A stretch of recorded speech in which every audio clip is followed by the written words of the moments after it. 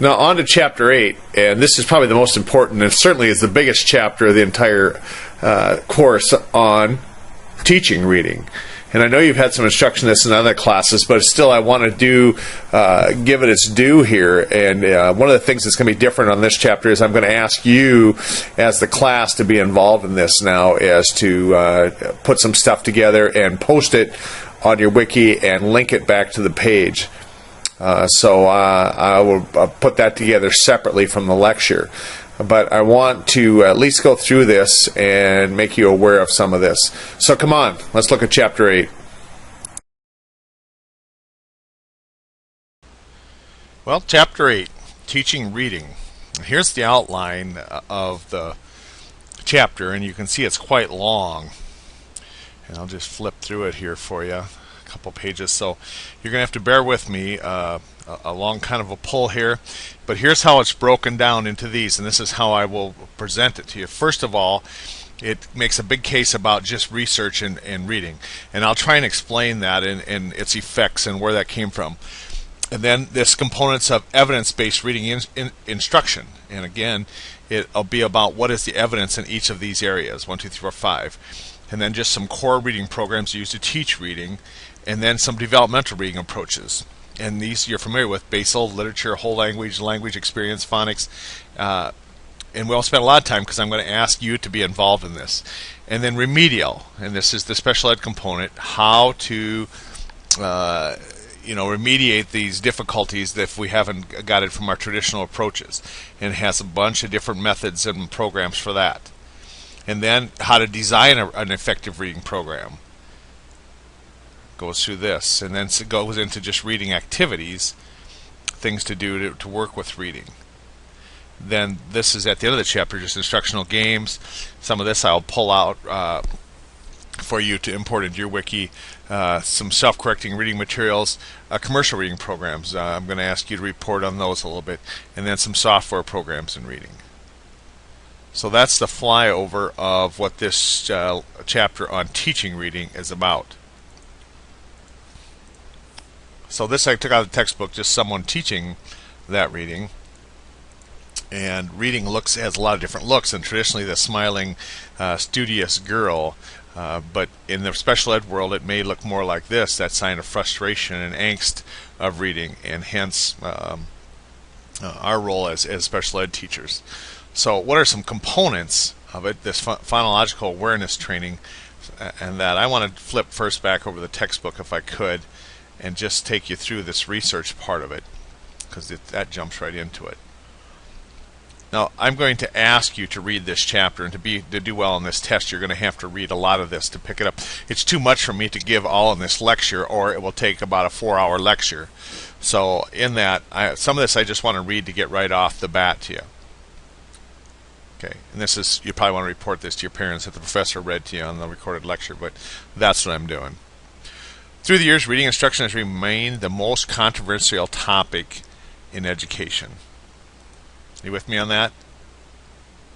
More research done on how to teach and assess reading than all the others combined.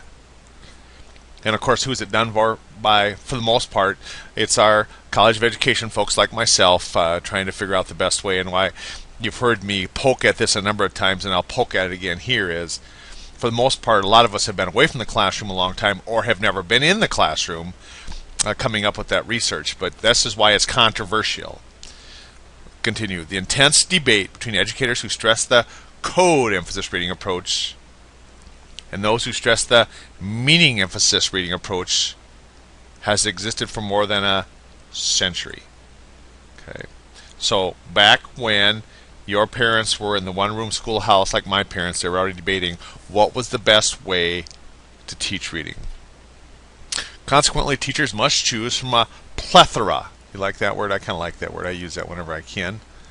Plethora of materials and techniques in designing reading programs. To make instructional decisions that are best suited to the needs of the learners, it is imperative to examine the reading research to determine the reading interventions that are most effective.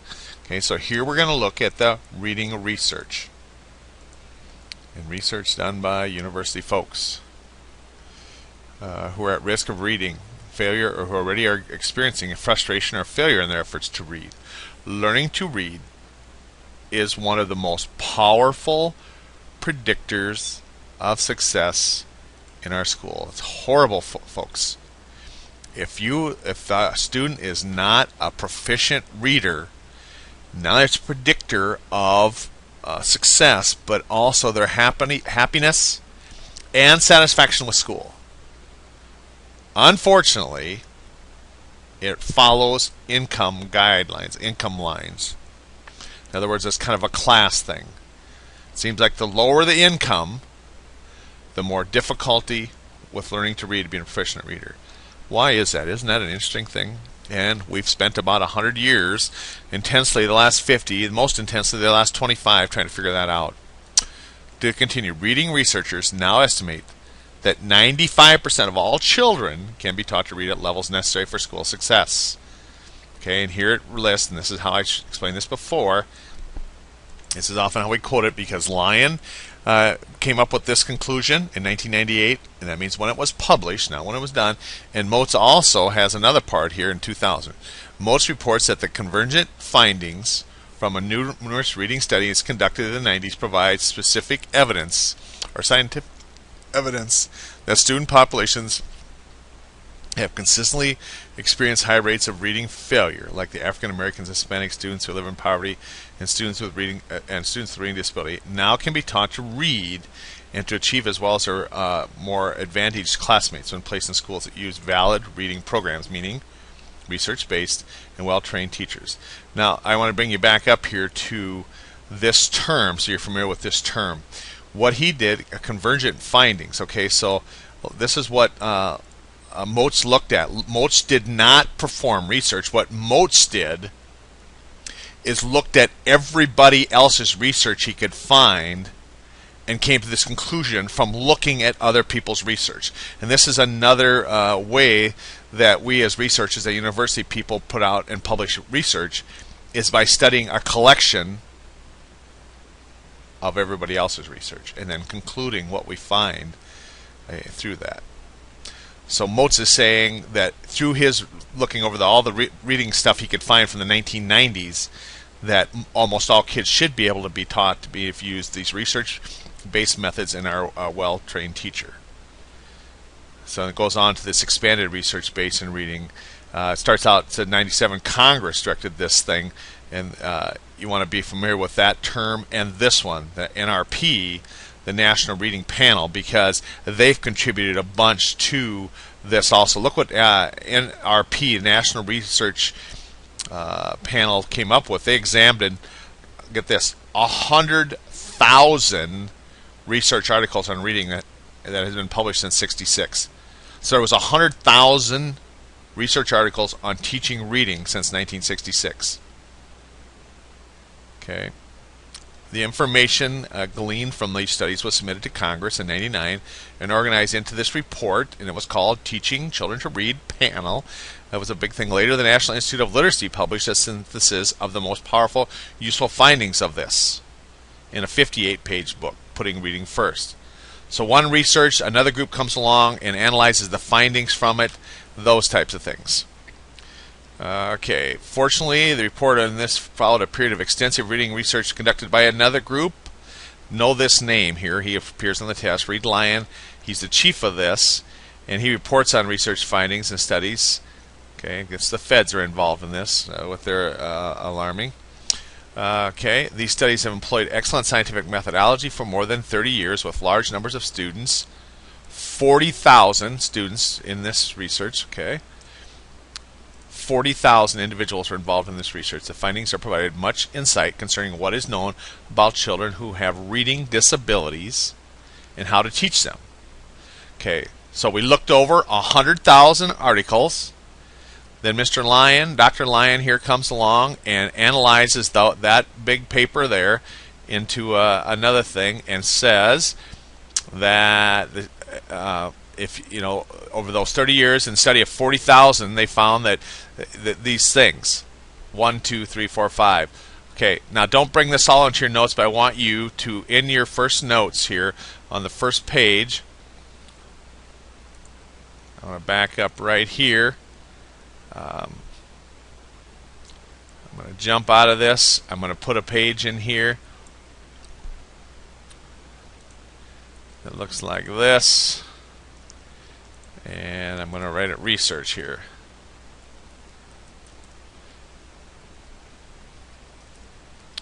Okay, and then you'll tell me these things, the findings.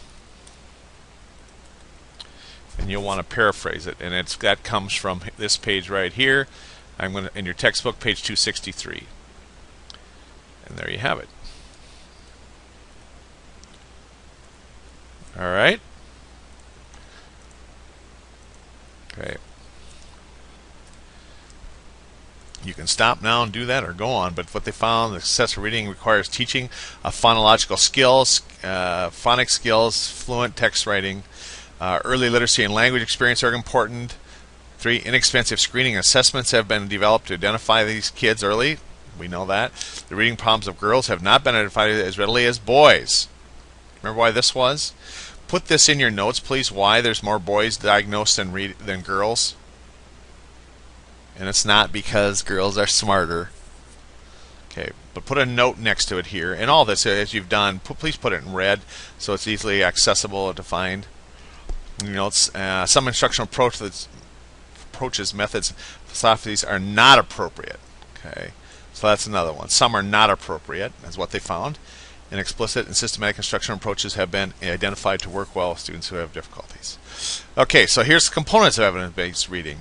And again, I'm going to give you this here on top, and you bring this into your wiki on top here. This 5 components of effective research-based reading. Phonological awareness training, that's for you. Comprehension instruction, phonics instruction, vocabulary instruction, fluency instruction. Those 5 things are the sound components of a good reading instruction. And that's on the test. Know those 5 components. Effective research base. Don't forget that term. Use that term. Effective research base have these 5 things. And now it explains each of these 5. Again, now these 5 things, I'm going to ask you to do more with this later, but so I'm just going to do this, fly over this fairly quickly, what they are. But phonological awareness training is a broad term consisting of identifying and manipulating parts of spoken language, including words, syllable, onsets and rhymes, phonemes, things. Okay, so that's what it is.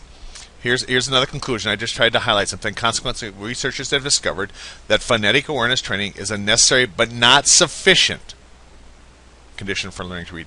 Necessary but not sufficient. They have to have more.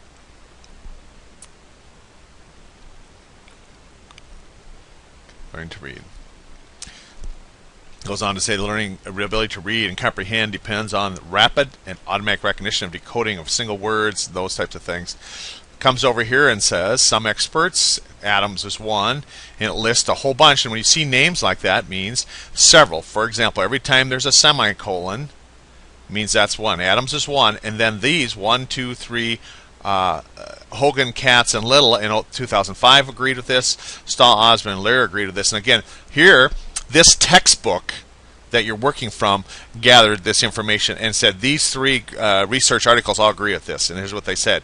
Indicate that phonological awareness of children entering school may be the single, some experts agree, and that goes like this. Adams, 1990, Hogan, Katz, Little, 2005, Stahl, Osborne, and Lear in 90. Those 3 articles involving all those researchers agreed. And who put this together? This textbook author group. Looking through all the research concluded, and here's what they concluded. Indicate that the phonological awareness of children entering school may be the single most powerful determinant of reading success or failure. Okay. And what I say that is, income is maybe just as important in impoverished homes. But that's politically not correct to talk about that. But phonetic awareness. Individual differences of phonetic awareness prior to school entry are highly related to the predictive ability of learning to read. As a first grader, and Mather came up with that, 92, another university researcher. Okay, and here it keeps going with the groups. So one is phonological awareness training.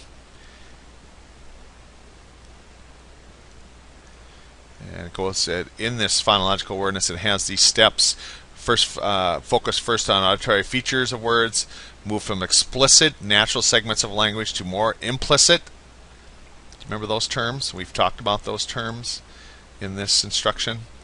3, use phonological properties and dimensions of words to enhance performance. And 4, scaffold blending and segmented through explicit instruction. We've had that term. Scaffold, stacking it up. And to integrate letter-sound correspondence once letters are proficient auditory tasks. So there's the steps of the phonic awareness training, training the students. Okay, then instruction. How to instruct in phonics. It begins with print. Instruction paired with corresponding sounds.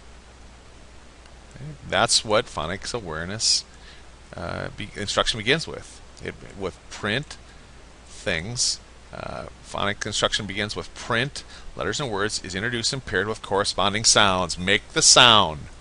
And that's what you get to do. And then it goes on from there.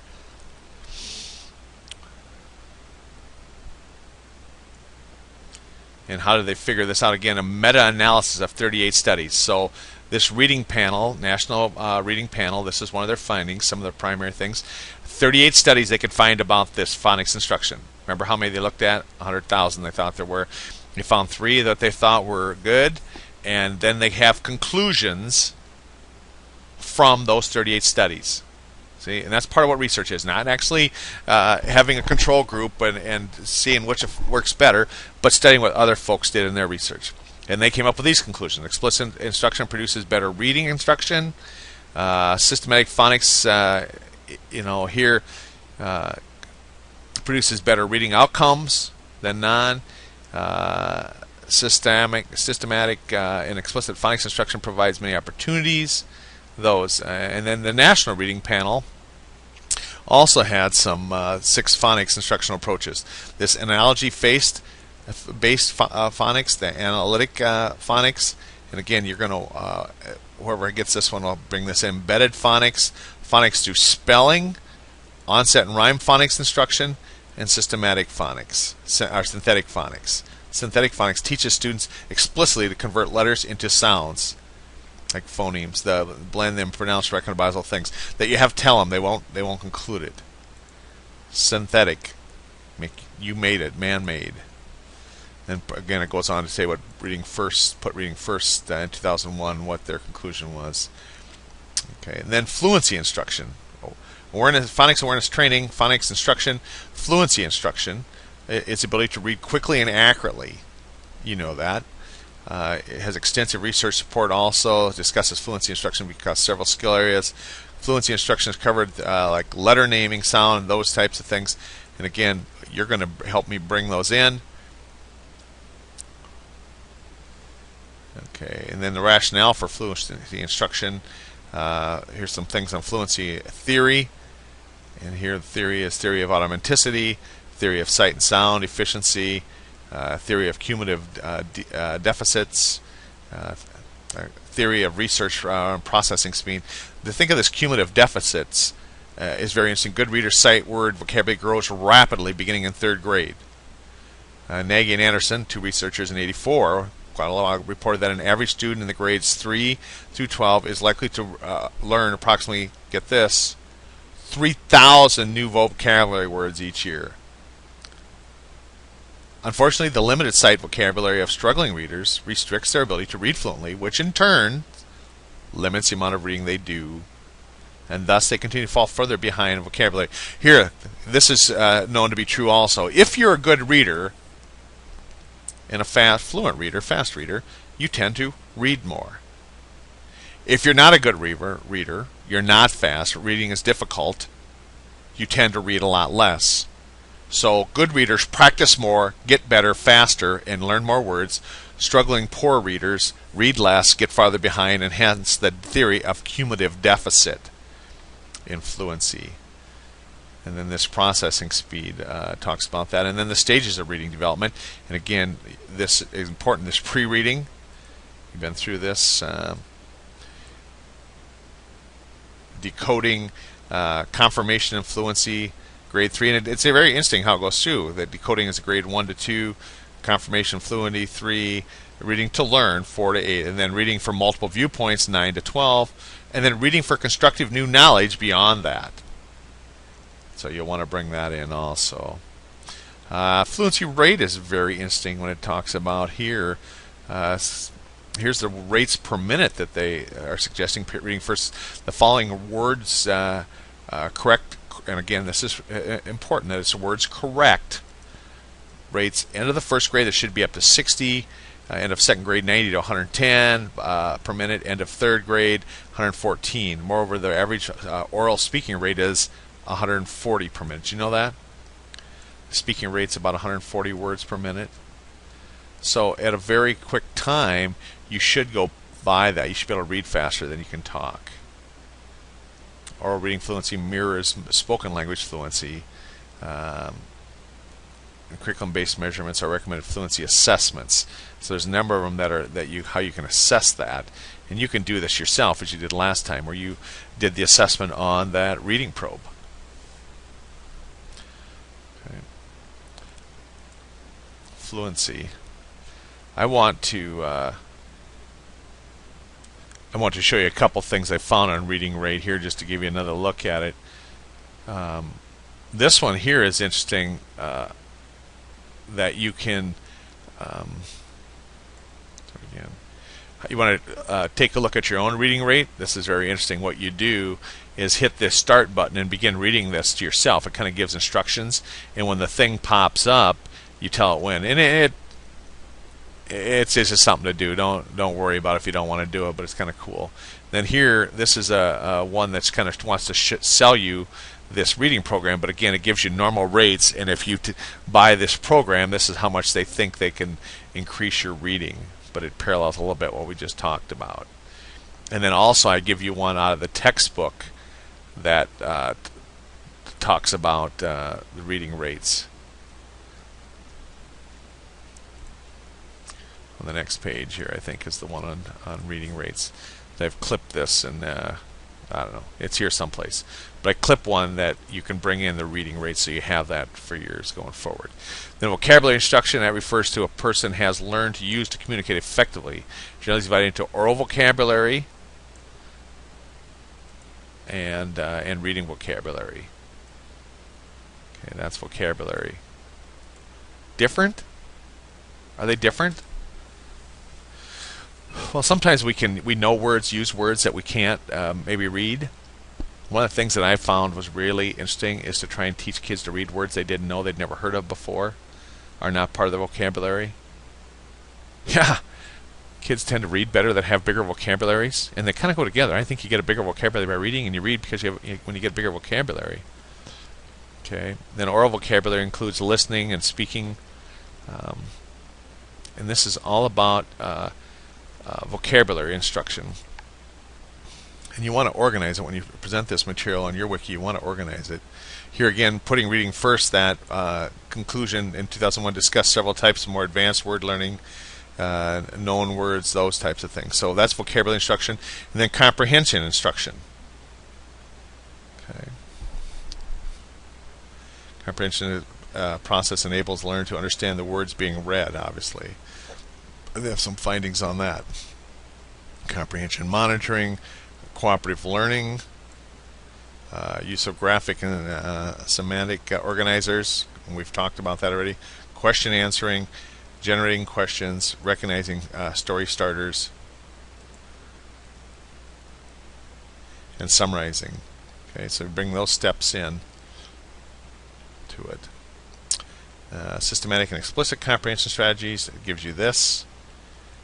Comprehension instruction for students with reading disabilities. Gives you all that comprehension instruction that are most effective. And again, organize this when you bring it in if it's your topic. Okay.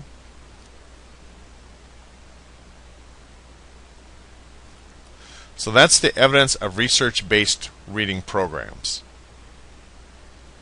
Those things here. I'll bring you back here and say components of evidence-based reading. 1, 2, 3, 4, 5 things that I'll ask you to help me teach here. All right. Then let's look at the core reading programs. Most districts adopt a uniform core curriculum. And you come there, generally you don't have any input. You may eventually, but initially, whatever reading program they're using, we'll ask you to use. And they depend on our university to teach you these different curriculums, these different methodologies, so that you're prepared. When you come there and they tell you this is what we use, that you're able to pick it up and help them teach their student body and my kids to read. Because it's a big thing at our house. The kids are able to read. And I pray for that they can read faster. I know what frustration lies ahead. My older one is not the fastest reader and doesn't really see how important it is. And I keep encouraging him, saying, as you get older, they're going to assign more reading, and you don't want to spend so much time on it. And so just that alone is a reason to pick up your reading speed and stuff. So the core curriculum are usually typically basal reading programs that provides the developmental reading instruction for students in kindergarten through 8th grade. Historically, these kindergarten through 8th grade basal reading programs have lacked scientific verification regarding their effectiveness. So now they've changed it because they're able to do that. And now this extensive research, the key elements of an effective reading is based on scientific research, is very discernible. An explanatory program based on scientific research includes instruction and content and 5 essential, go to the next page, components of reading: phonics awareness, phonics fluency, vocabulary development, and comprehension integrated into that. So here's core approaches. First of all is a basal reading approach, and you're familiar with this. It's really a direct reading activity in reading. It's kind of our direct instruction, and you're familiar with this approach. But again, I'll ask you if this is your assignment to organize this and bring this in. What is a basal reading approach? But it's really a directed reading activity, a direct instruction type thing. Pre-perimeters and those things. And then the next one is the literature-based approach. Literature-based is really an effort to acquaint youngsters with good literature, movements and reads. Teacher reads out loud to children, oral reading variations, comprehension, shared reading, sustained silent reading, word reading, things like that. So those are parts of this literature-based reading approach. See, what you want to be able to do, what I'm going to charge you with, is to be able to describe each of these. That you'll know when you get to school and say, gee, we use a literature-based reading approach, you'll know what that is. You'll recognize it. Okay. And then there is, well, why don't you stop here, hit the pause and go to the video supports and do this one on guided reading right now to help you with this. Under here under video supports, this first one on guided reading, and there's just this question here. Familiarizing students with text is one in respect of guided reading. The teacher in this video clip spends a great deal of time discussing the content of the text. Why is the activity important, and how does it impact this understanding? So do that one now, and then come back.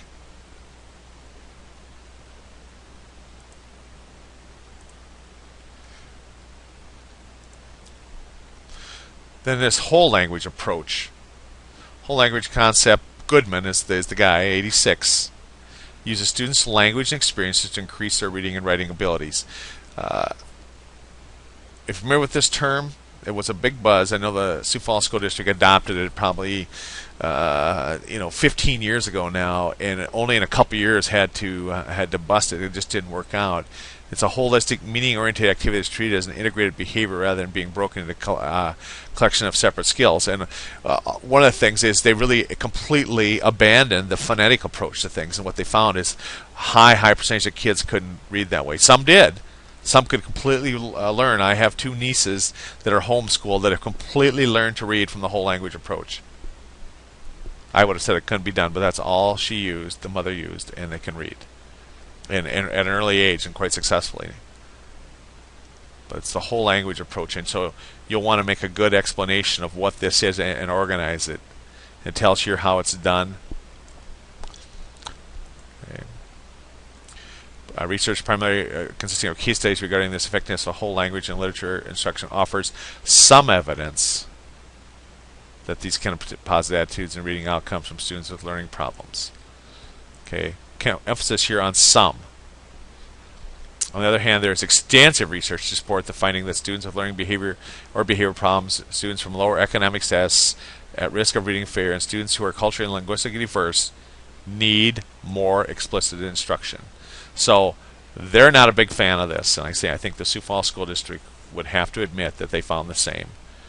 That their referrals to special ed escalated when they tried to do this. They just had too many kids, even their good kids weren't learning to read. The whole language approach. Then language experience integrates the development of reading skills with the development of listening, speaking, and writing skills, kind of an integrated approach. Materials consist of students' thoughts and words. Okay, Lee and Allen, two researchers in 63. When? 1963. The language experience approach deals with the following what students think about, they can talk about, what students say, they can write, what students write, they can read. Okay, that's what that was all built on. So it's kind of an older approach to things, and you'll want to organize that so we can understand it. Nice big font. Goes through these 3 steps here to do it. And then the phonics approach, completely the other end of the whole language, teaches word recognition through learning grapheme-phoneme associations. In her comprehensive review reading, Adams reports that systematic phonics instruction coupled with reading meaningful connected text results in improved reading achievement, both low and high achieving students. Okay, and it goes through what that's about, like speech to print instruction. Motes I see again. There's sound stress in the phonic program. I might give you that one too. And guidelines for teaching phonics, and it takes you through these 9 things or 8 things, and this 8 has a number of steps here. Again, organize that well when you do this. Phonics rules. My oldest son got very good at these, but what frustrated him is all the things that broke the rules then. They spent a lot of time teaching these rules. A diphthong, 2 adjacent vowels that each contribute to the sound heard, as the first sounds are geared to the guy to the second, hall, sog, coing. The reason I put that on there, it's on the test. What you have to know what a diphthong is. Okay. Oh, here's some more of that other one. The phonics. Trade books and repeated phonics elements. No more. That's a long one. Okay. And then linguistic approach. Word families and onset rhymes. Words are taught in word families. Familiar with that term? Word families around rhymes and onsets. For example, kindergarten lesson features word rhymes involving along A, and onsets are added gradually to create a word family, like cat, bat, hat. So onset, the words to onsets to rhymes. First grade lesson continue adding more rhymes, onsets, and families. Those types of things. So that is the core development reading approaches: basal, literature, whole language, phonics, and a linguistic approach. Phonics is the long one. Okay, and I'm going to ask you to help me with this. I'll assign each of these, and you'll create the unit on your web page about this particular one, and then link that into our wiki page, and then link the whole page back to yours so you have the link from it. Okay, let's look at remedial programs. I'm going to do the same. Kind of give you a flyover and then ask you to help present this stuff on each of these remedial things. Reading mastery and corrective reading, success for all, reading recovery, multi-sensory reading method, oral reading, fluency reports, peer-assisted reading, keyword method, reciprocal teaching, mapping strategy, high interest low vocabulary method, life skills reading. 1, 2, 3, 4, 5, 6, 7, 8, 9, 10, 11 of them. Okay, remedial reading programs.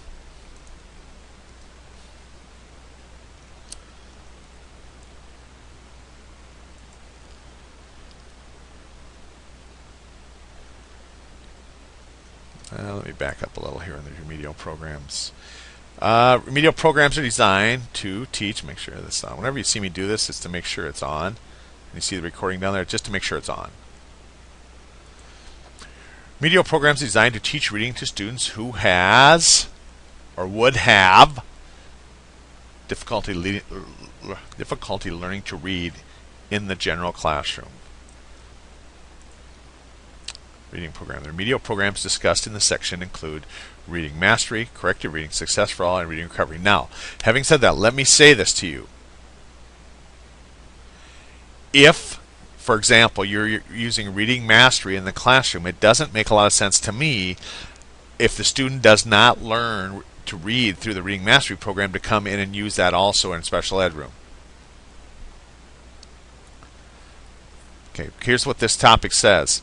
If they have difficulty learning to read in the general classroom reading program, the remedial programs, this section, are to circumvent that or to remediate that. You, as our special ed teacher or our regular teacher, but especially our special ed teacher, need to know what the reading program is in the general classroom so that you can use an alternative program in the special ed classroom. For the most part, depending on the size of the district, when you arrive and sign the contract and say, yes, I'm teaching here, most will already have prescribed both of these, the general classroom reading program and the special ed classroom reading program. If you get there and it's the same one, ask questions and try and figure out another approach. So first of all, Reading Mastery is an intensive, highly structured program instructional system. Classic editions of them, and it talks about these different ones. The program uses a synthetic phonics approach. Synthetic, including sound, symbol identification, left or right sequence, and oral blending of sounds to make words. The program includes games to teach these skills, etc. Okay, a second version, Reading Mastery Plus, and each one of these, it tells you a little bit more about it. Here's Reading Mastery Signature Edition. Why? Because these are commercial programs that you would buy. That's why it lays these out. Here's this part here I found. The direct instruction approach in Reading Mastery emphasizes learning specific skills, and the method of teaching is characterized by a teacher modeling or demonstration of important skills. Frequent student response, appropriate direct feedback of students, including correction. Okay. The direct instruction approach to Reading Mastery emphasizes learning specific skills, and the method of teaching is characterized by teaching, modeling, or demonstrating important skills. You pronounce it. You are modeling how to do that. And then frequent student response, choral feedback, student response often, appropriate direct feedback of students, including correction of what they're doing. Okay. An additional program is corrective reading. Familiar with this? Is an advanced remedial reading program designed for students in the 3rd grade through adult who have not mastered decoding or comprehension skills. Very important here, not mastered decoding or comprehension skills. And then there's Success for All. Familiar with this program? Success for All is a school-wide, that's interesting, school-wide restructuring program designed to provide students with early success in reading and maintaining that success through the elementary school years. Combines several research-supported teaching and reading approaches, including the following. This is where that came from. This is a revelation in the last 10 years. Whole language, all-day kindergarten came from this. Reading programs up to 90 minutes per day. And we see this now at many schools, that the reading program is extended. A lot of them use double class periods, it used to be one. A combination of phonics and whole language. See that regularly. Homogeneous reading groups, meaning that they're the same. Homo meaning the same. Reassess groups every 8 weeks. How many schools you see now that have tiered reading groups? One-to-one tutoring for 1st through 3rd grade, cooperative learning, family support services, part and full-time project facilitators, and that. Okay, longitudinal studies involving matched control schools. Students indicate achievement. Students with lowest pretest scores made the most improvements with schools that adopted the Success for All program. Then another one is just Reading Recovery. It's an early intervention program developed in New Zealand for young children experiencing difficulty beginning reading. And here's the researchers, Clay, Pinnell, and DeFord, and Lyons. Combines a writing and reading and helps students learn phonics within meaningful written context. So it's bigger on writing with the reading. This intervention, which combines whole language with tutoring in specific skills and low achieving first grade, receive this. Whole language with tutoring. First 10 days, the students read familiar books to establish a level instruction, 30-minute thing. Here's the steps of it, 6 steps. From programs that when they are reading at grade level, they're just continuing reading at the grade level. Okay. So that was this, the remedial reading programs. Okay, and I'll ask you to be involved. 1, 2, 3, 4, 5, 6, 7, 11 of those. And now, how about designing a reading program? Designing a reading program. All right. Can I jump back here once since I forgot about this here? Helping students learn relationships between graphemes and phonemes. We talked about that. I'm going to ask you, this is out of your textbook, but here on this page right here, if you would give me a one line about each of these things. These here, one line about each. And let me show you in the textbook where this is, so you can't miss this, because I want you to have this in your notes. It's on page 284. Starts right here on page 266. Here's the NRP panel again, putting reading first, and here's those 6 things: analogy-based phonics, analytic phonics, 1, 2, 3, 4, 5, 6. Come back from here. All right, put that on there for you. Page 266. You can stop right now and do that. Fluency instruction, ability to read quickly and accurately. Fluency is reading text that is highly correlated to reading comprehension. Think of that term right there. And I don't think we emphasize that enough. Research indicates that fluency in reading text is highly correlated to reading comprehension. So again, if somebody is a slow reader, what happens to comprehension? Think about somebody that's putzing along at 50 or 60 words a minute. If you can't roll your eyes across and hook thoughts and words together, comprehension's destroyed. You want to really check comprehension versus ability, and I know you know this, is read to the student and ask questions. For the most part, you'll see students that can't comprehend when they're reading comprehend very well when somebody reads to them. And that'll give you an idea of their ability to comprehend. Okay. And again, these here, I want you to bring one, a short descriptor of each of these in also. And again, let me take you to the textbook where this is from.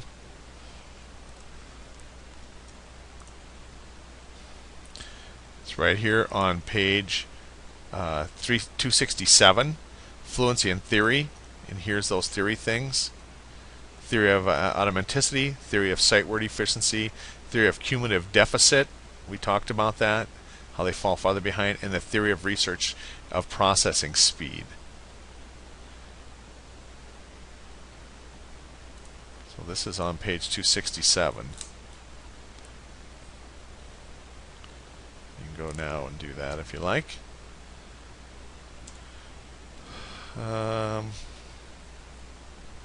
Stages of reading development, and we had this. That each of the different ones have this first here, the decoding, pre-reading, that was pre-reading readiness things, and then decoding, here's this confirmation of fluency, reading to learn, viewpoints, and construct new knowledge of this. And then vocabulary instruction refers to the words a person has learned to use. Listening and speaking, vocabulary reading and writing. We talked about that in the textbook. Comprehension instruction is an active process. Learners to understand. This is thing here, that it requires purposeful and thoughtful interaction with the text. And then I hear text meaning the words.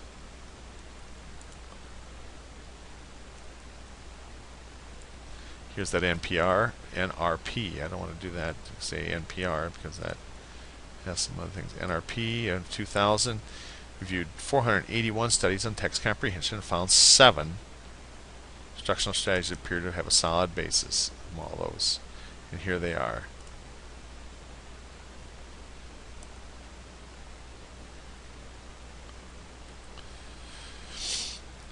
Comprehension. This will be part of your presentation back to the class. And this stuff here I'm not going to read to you. I'm just going to hold it up here a little bit.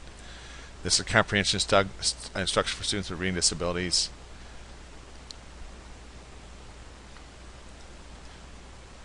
Mostly with language-based inadequacies.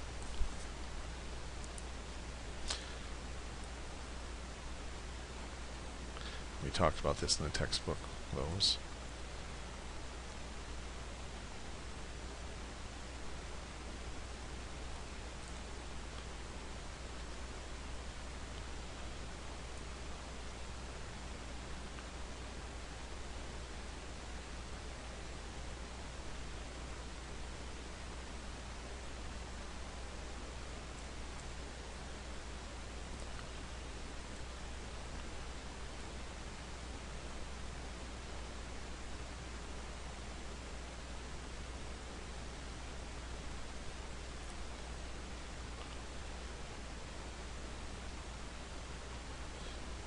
And add to this again, what I want to add to this is what we just talked about. You got to get here before you get here, and not easily done.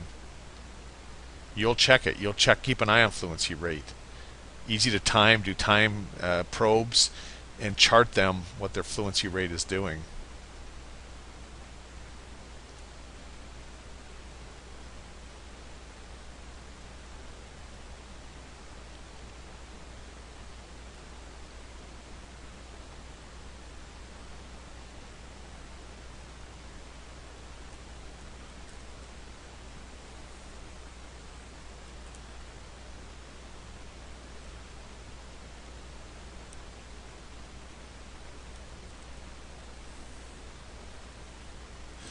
DI, most positive outcomes, whole language least.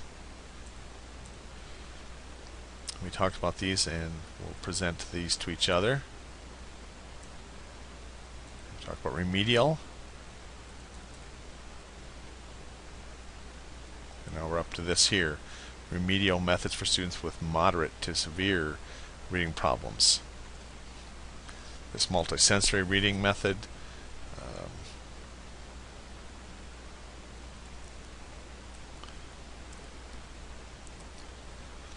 Then let's look at these other reading instructional methods, really remedial methods with moderate severe problems. Okay, and that's what's a little bit different here as you approach this. This is really for those more moderate severe deficits in reading. And it seems like anymore in special education, this has to be the problem. Like non-readers or students who are more than 1 year behind, it almost seems like now they have to be more than 1 year to be on an IEP for reading. But nonetheless, you have multisensory oral reading fluency methods, peer assisted, and again I'm going to ask you to report on these and share it with us as a class through the wiki, but I just want to put that up there. Let me take you to the textbook and show you where we're going to do that from here. Reading instructional, many reading approaches and instructional techniques are available to teach with learning problems. In addition, several remedial methods are available. And it takes you through those here.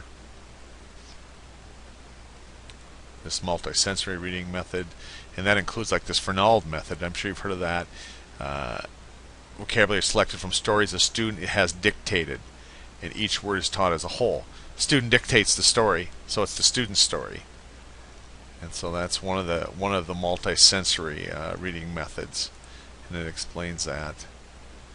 in detail there. And then the Gillingham method is another one that's for these. Each letter sound is taught using a multisensory approach is the strength of this Gillingham. Highly structured, phonetically oriented approach. And this is where you really get into what kind of programs has the school have available and what have they purchased. You become the special ed teacher. You're investigating this before you ever start teaching, so that if a student isn't progressing in one, you could flip over to another one of these very intensive remedial methods. Then this oral reading fluency method intervenes at risk learners allowed for promoting fluency. They recommend the following things: select a story that's close to the student's instructional level, introduce the book, those things. This oral reading fluency method. Neurological impress is part of that. The method consists of joint oral reading at a rapid pace by the student and the teacher. Have you seen that done? Neurological impress method. Okay. Repeated readings does this. What do you think it does? Yes, students in the reads the story enough to become fluent and confident when reading it. It talks you through those things. And then recorded repeated readings, you kind of have a thing on it. And then peer assisted reading methods. It takes you through what that looks like. Keyword method, what that is. And reciprocal teaching. How about this word? Palenskar and Brown come up with this. Improve reading comprehension. Reciprocal teaching is an interactive teaching strategy that promotes both comprehension of text and comprehension and monitoring through active participation in discussions of the text. Students work together to comprehend through the use of dialogue structure like predicting, question generating, those types of things. Okay. And here's part of it here. The posse, predict, organize stuff. This is a mnemonic, a strategy. Then mapping strategies, what they do. And then high interest low vocabulary method has gotten popular. Teacher can estimate the reading level by any reading material to using the Fry method, this readability formula, which you've done some of this, how to predict that.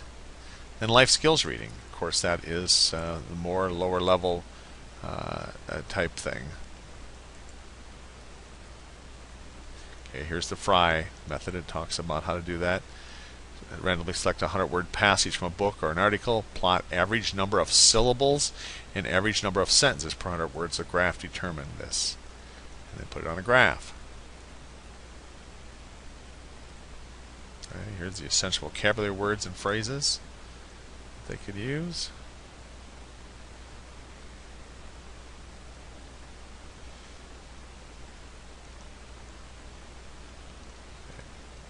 And now we jump up here to designing a reading program. Let's go over here, designing a reading program. Use effective teaching principles. This study skills. Let's go take a look at that. Let's see what we have here first. Use effective teaching. Provide pre-reading experiences. Consider the nature of reading. Provide explicit and implicit instructions. Remember those terms? I'm going to ask you here in the notes again to define explicit and implicit instruction in the notes here. And put it in red so I can find it. Okay.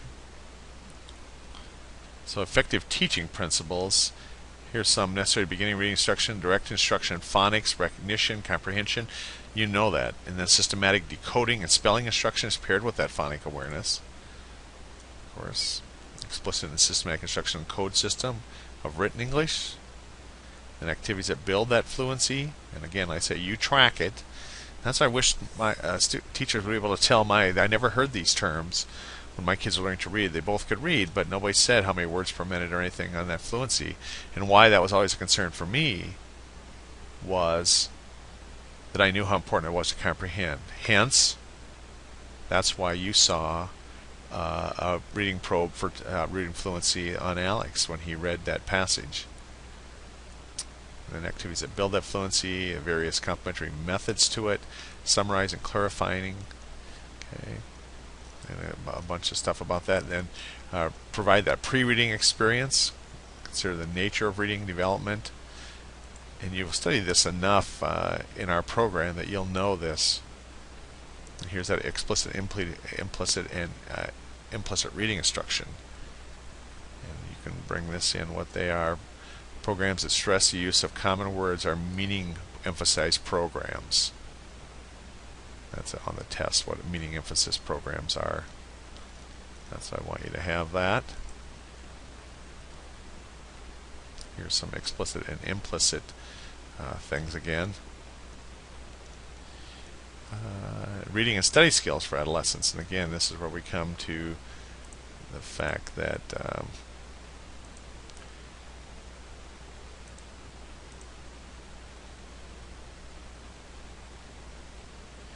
could you do this for each of these for me?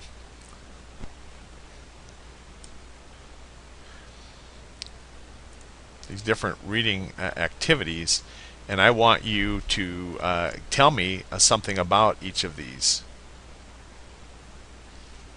Reading activities, word attack activities, fluency activities, vocabulary activities. Put this in your notes here, what some of these are. Okay, from pre-reading, word attack, fluency, what do they look like?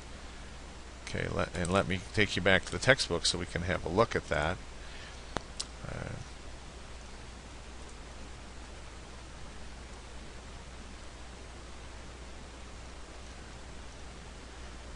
Reading rate talks about study skills. Students learn to study various content areas. They should develop an effective study skills. The SQ3R that's developed by Robinson is used widely, especially in social sciences. So that's a study skill. Robinson, he's on the test. You have to know what he stands for. And study skills. Okay. And here's a learning strategy. Dissect. It's an acronym. You have to know what that is. It's on the test. Dissect is learning strategy. And here's the reading activities. Like here's pre-reading activities for different things. Don't bring these all in. That's too much in your notes. But just different ones like here. Here's word attack activities. Just put some of these in here so I know you know what they are.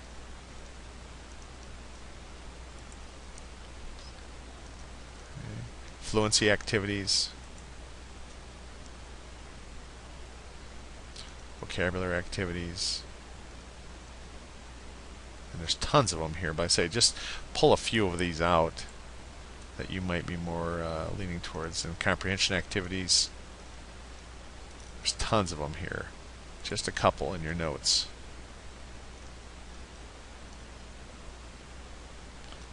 This is a comprehension one here that's on the test, the KWL method. Make sure you know what that is. Okay. And then instructional games. Let's look at what those are.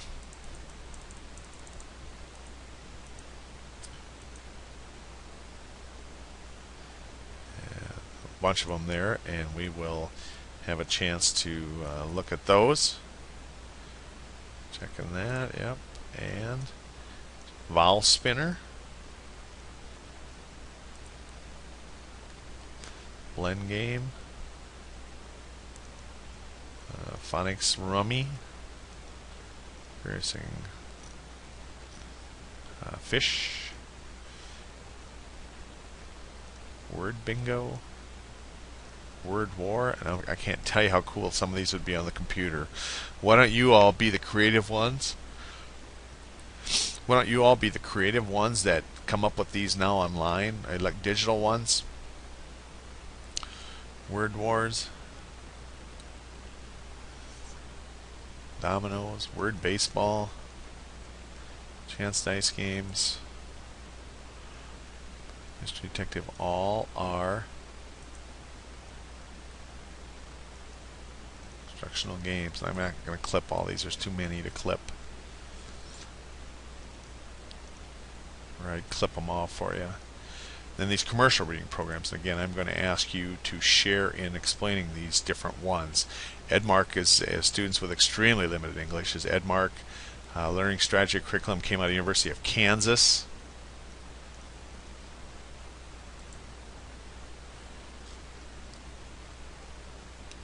specific skills series, multiple skills for reading. Includes exercise booklets to provide practice in reading comprehension of students reading at the pre-kindergarten through 8th grade level.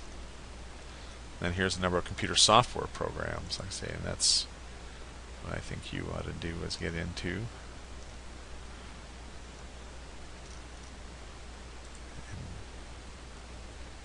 Reading Blaster, where I had that when I was teaching.